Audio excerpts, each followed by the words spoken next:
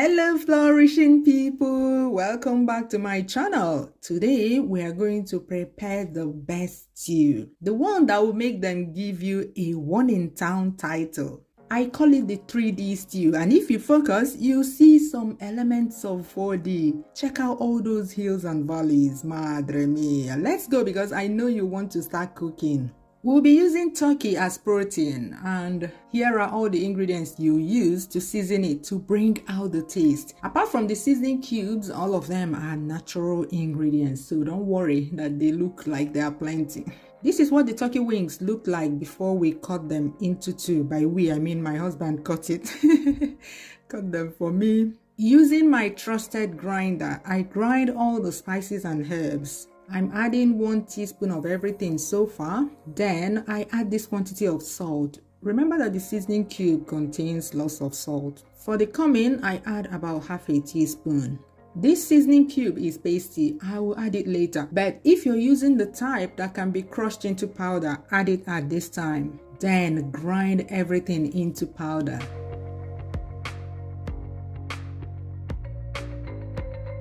See? Chewed. Chop the onions. Then I use my chopper to blend it a bit. Add the seasoning powder and the seasoning cubes and mix everything.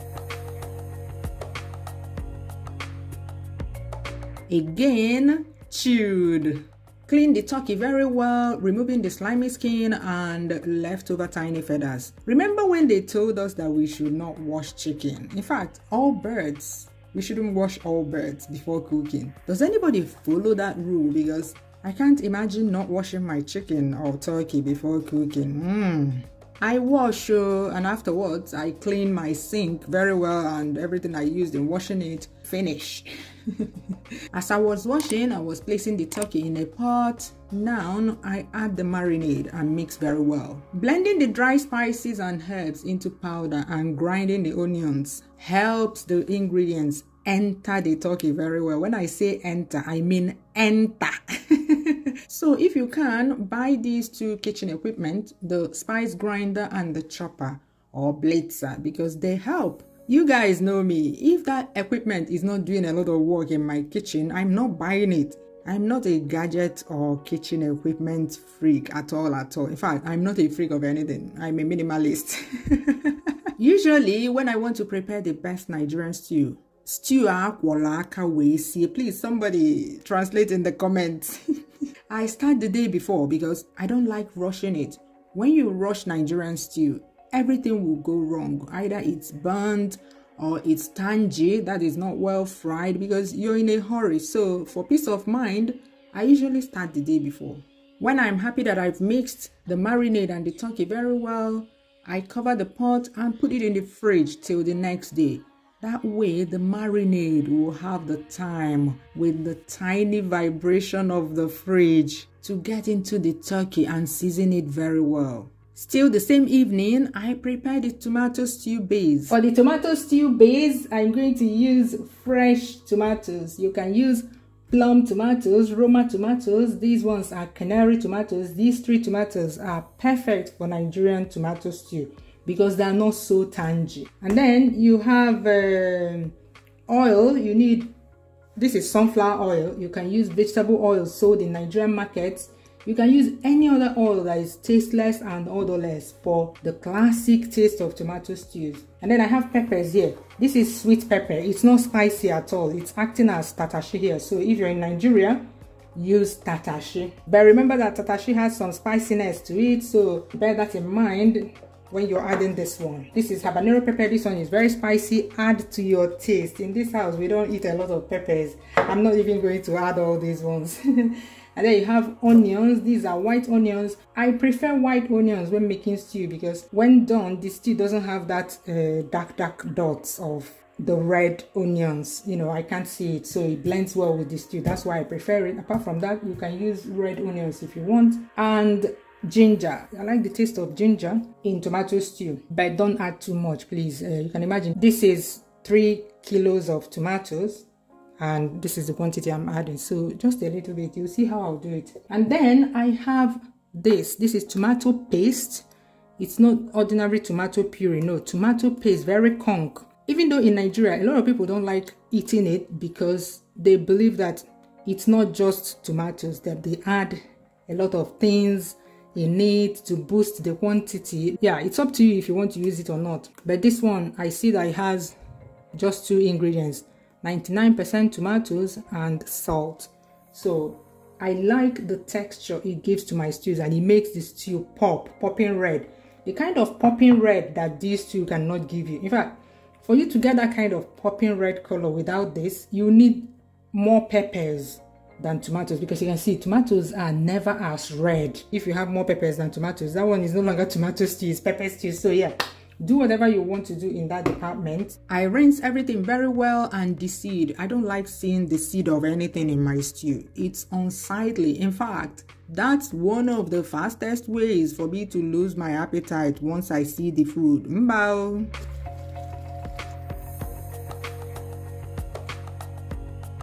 See all these seeds. I don't want to see them. I chop them a bit to help my blender. I'll add a bit of onions to the blend too. And this is how I extract the ginger juice. Ginger is very fibrous, so I don't like adding the whole thing into the blend.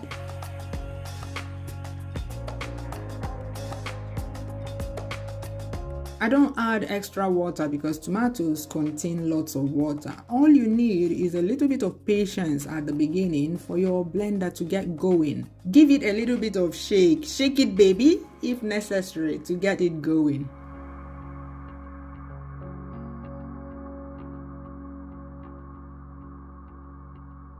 When I pour the first batch of tomato blend into the pot, I leave some in the blender to help kickstart the blending of the next batch.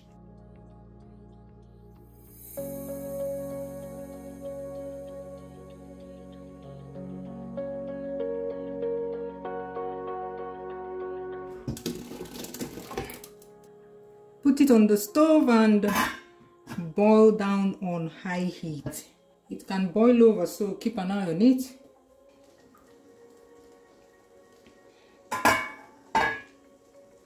This is why, even for a small quantity of tomatoes, use the biggest pot. You know what? Kamsi is cooking for us. While I'm frying my tomato over there, it's cooking for us. When it gets to this stage, you reduce the heat and watch it closely, because any moment from now, it will dry up and start burning. It's starting to burn. I think it's time to call it a day till tomorrow. Look at that, very conk. Good night. The next day. This is the marinated turkey from last night. Hey, oh my god, it smells so good already. So I just turn on the heat and steam it without adding anything. Over here we have the tomato puree that I boiled down. See, looks so good, but not as red as I wanted. So let me add the tomato paste. Actually, I want to weigh this to know how many kilos it is now. It's 1.2 kilos, 2 pounds. Oh, lo, lo, lo. Oh, oh, oh. The aroma is something else. Back in the pot. This one is 400 grams. If I add all of it here, that's 1 part of this conch one to 3 parts of this. Another way to do this is to fry this one first, the fresh tomato puree first, before you add this one, and then you mix it with water before you add. I actually have a video on my channel where I showed that method. That's a safe method because it doesn't burn easily, but this one, when you mix it like this, it burns very easily. So you have to be ready to be stirring it at all times, like every 1 minute on low heat.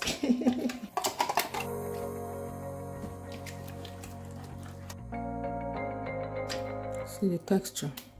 It has a deeper red now, no?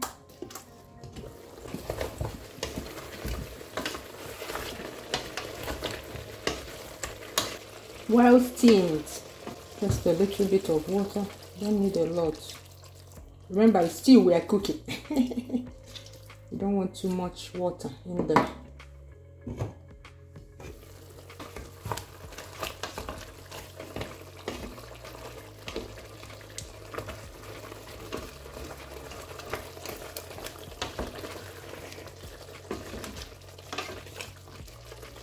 It's burning. The turkey is done. I take it straight into an oven tray lined with a parchment paper, baking sheet. Any meat I want to look golden when done, I prefer grilling it. But you can also deep fry it. Grilling or deep frying makes the meat look better in the stew. In fact, the overall look of your stew. It's time to fry the tomatoes. So in a clean dry pot, add some oil. The quantity of oil, what you should be concerned about is that you have enough oil, because if you don't have enough, it will burn, even if you stand there stirring it like a crazy person. If you want to deep fry the turkey, when the oil heats up, add these kinds of chunks of onion in there. You can see this one is 1 onion cut into 4 parts. Put it in there and then deep fry your turkey till golden. Take it out, take out the chunks of onion, and then use the same oil to fry your tomato puree. Oil is hot. Add curry powder. You want to add curry powder to the hot oil so that your neighbors will know that you are cooking stew today. You know, in those days, when you smell this fried curry powder, a little bit of nutmeg, a little bit. That's the secret ingredient for fai stew. Hey, on a fai. On a when fai.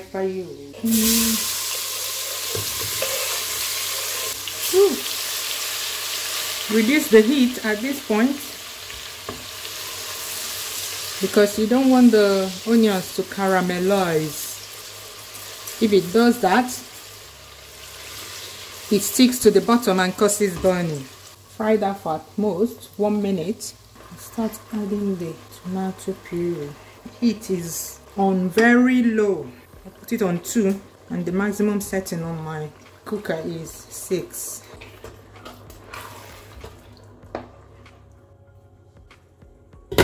Cover and start frying on very low heat. Keep an eye on the turkey in the oven. So you keep doing that.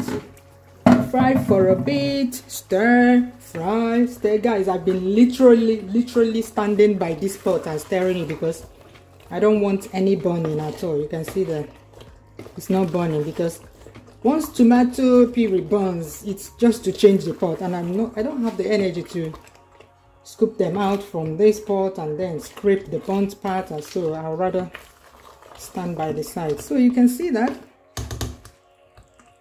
we call it 3D stew. Look at all the hills and valleys. Look at, and you see streaks. The oil is actually not too much, but you can scoop out the excess before you add the stock from boiling the turkey. Need to taste it and make sure that all the tangy taste is gone. If the tangy taste is stubborn, use baking soda to remove it. I have a video on how to do that. Link will be below. Go check it out. If tomato puree is peppering you with its stubborn sour taste. See the stock? See? It has congealed. This is where the taste, all the taste is, all the seasoning. Add some water to bring it to the consistency you like for your stews.